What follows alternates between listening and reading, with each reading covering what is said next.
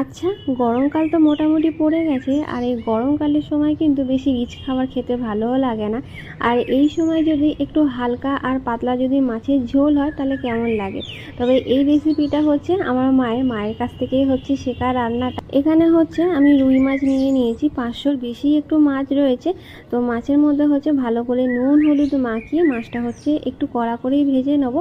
একটু কড়া করেই ভাজবো, হালকা করে ভাজবো না। আর এখানে সবজি বলতে পটল নিয়েছি আর হচ্ছে আলু নিয়েছি, বেশি কিছু সবজি লাগবে না। আর আজকের রান্নাতে কোনো রকমের মশলা বাটাবুটির কোনো সিন নেই, আরও ঝটপট তাড়াতাড়ি রান্না হয়ে যাবে। এখানে মশলা বলতে হচ্ছে হলুদ গুঁড়ো, লঙ্কা গুঁড়ো, জিরে গুঁড়ো, তবে ধনে গুঁড়ো নিইনি কিন্তু। আর নিয়েছি পরিমাণ মতো নুন, একটুখানি জল দিয়ে খানিকক্ষণ এটা রেস্টে রেখে দেবো যাতে মশলাটা ভিজে যায়। এদিকে হচ্ছে আমার মাছ ভাজা হয়েও এসে, আর এক দফা মাছ ভাজা হলেই হচ্ছে মাছ ভাজাটা হয়ে যাবে। তারপর হচ্ছে তরকারিটা বসিয়ে দেবো। আর এদিকে হচ্ছে 1.5খানা মতন টমেটো নিয়েছি, যেটা তরকারিতে দেবো।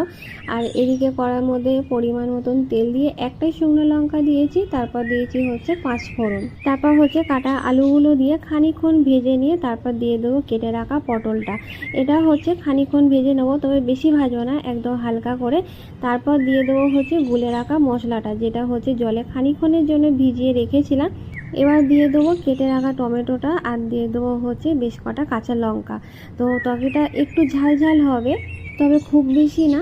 আর এখানে হচ্ছে তরকারিটা আমার কষা হয়েও এসে সাইড থেকে তেল ছেড়ে এসে, বুঝতেই পারছো। এবার হচ্ছে দিয়ে দেবো জল, খানিকক্ষণ জলটা ফুটে এলেই দিয়ে দেবো ভেজে রাখা মাছটা।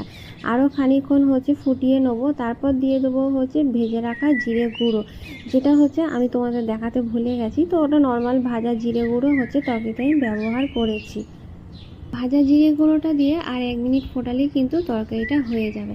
তো আমার হচ্ছে এখানে তরকারি রেডি হয়ে গেছে। এবার হচ্ছে বাটিতে সাজিয়ে নেবো। গরম ভাতের সাথে এরকম পাতলা মাছের ঝোল কিন্তু দারুণ লাগে। তার সাথে মনে হয় না, আমার ব্যক্তিগত দিক থেকে বলছি, এর সাথে আর কিছু লাগে।